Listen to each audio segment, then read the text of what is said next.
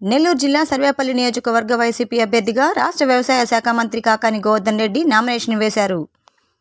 వెంకటాచలంలోని తహసీల్దార్ కార్యాలయంలో ఆయన తన నామినేషన్ పత్రాలను ఎన్నికల రిటర్నింగ్ అధికారికి సమర్పించారు. అంతకుముందు వెంకటాచలం చేరుకున్న కాకానికి పార్టీ నేతలు, కార్యకర్తలు ఘన స్వాగతం పలికారు. సర్వేపల్లి సెంటర్ నుంచి ర్యాలీగా తహసీల్దార్ కార్యాలయానికి కాకాని చేరుకున్నారు. నామినేషన్ అనంతరం ఆయన విలేకరులతో మాట్లాడుతూ సర్వేపల్లి నియోజకవర్గం నుంచి వరుసగా మూడోసారి పోటీ చేసేందుకు ముఖ్యమంత్రి జగన్ అవకాశం కల్పించారన్నారు. గత 5 సంవత్సరాలలో నియోజకవర్గంలో చేసిన అభివృద్ధి కార్యక్రమాలతో పాటు ముఖ్యమంత్రి జగన్ అమలు చేసిన సంక్షేమ పథకాలు తన గెలుపునకు దోహదం చేస్తాయన్నారు. వచ్చే ఎన్నికల్లో 50,000కు పైగా ఓట్ల మెజారిటీతో తాను విజయం సాధించబోతున్నానని కాకాని ధీమా వ్యక్తం చేశారు. సర్వేపల్లి నియోజకవర్గ వైఎస్ఆర్ కాంగ్రెస్ పార్టీ అభ్యర్థిగా నేను నామినేషన్ దాఖలు చేయడం జరిగింది.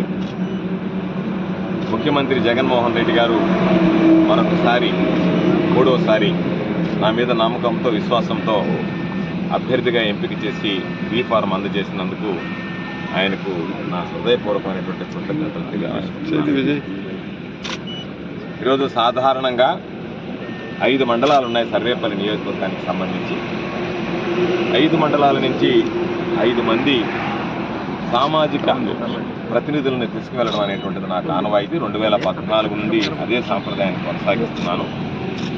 2014, 2019లో కూడా మొదలకూరు మండలం నుంచి అభ్యర్థిగా నేను వెళతాను.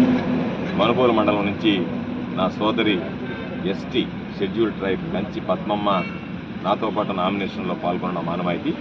వెంకటాచలం నుంచి నా బీసీ సోదరుడు మందుల వెంకటేశ్వర గారు, ముత్కూరు నుంచి నా ముస్లిం మైనారిటీ సోదరుడు బషీర్ గారు, తోటపల్లిగూడూరు నుంచి నా ఎస్సీ సోదరుడు ధనుంజయ మేము వెళ్ళి ఈరోజు నామినేషన్ దాఖలు చేయడం జరిగింది.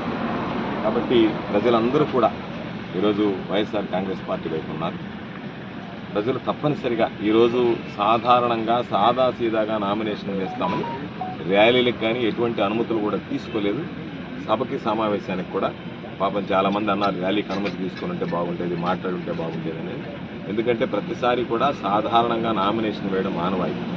కానీ ఈసారి ఊహించిన దానికన్నా సమాచారం అందుకొని తెలుసుకొని స్వచ్ఛందంగా ఈరోజు సర్వేపల్లి నియోజకవర్గం నుంచి భారీగా ప్రజలు తరలి రావడం జరిగింది.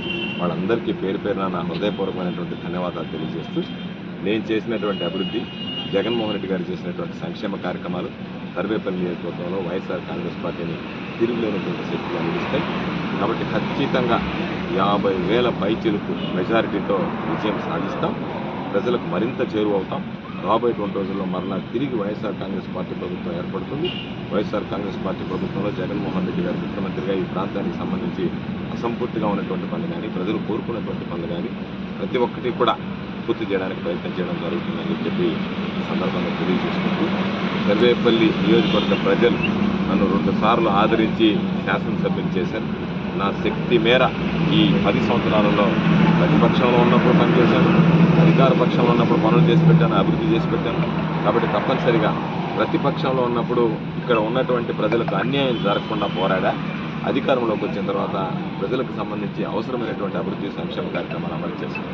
కాబట్టి ఎప్పటికీ ప్రజలకు అండగా నిలిచేటువంటి ప్రజలకు తోడుగా ఉండేటువంటి నన్ను నడిపించినటువంటి సర్వేపల్లి నియోజకవర్గ ప్రజలకు ఎప్పటికీ రుణపడి ఉంటానని చెప్పి ఈ సందర్భంగా తెలియజేస్తూ, రానున్న ఎన్నికల్లో అందరం కలిసికట్టుగా జగన్మోహన్ రెడ్డి గారు ఈరోజు ఇచ్చినటువంటి అవకాశాన్ని మరింత ఉపయోగించుకునేందుకు పనిచేస్తామని చెప్పి ఈ సందర్భంగా తెలియజేస్తూ, ఈరోజు నాకు ఆశీస్సులు అందించడానికి విచ్చేసినటువంటి ప్రతి ఒక్కరికి, ప్రత్యక్షంగా విచ్చేసినటువంటి వారికి, పరోక్షంగా అందజేసినటువంటి వారికి అందరికీ పేరు పేరున నా హృదయపూర్వకమైనటువంటి ధన్యవాదాలు తెలియజేస్తాను.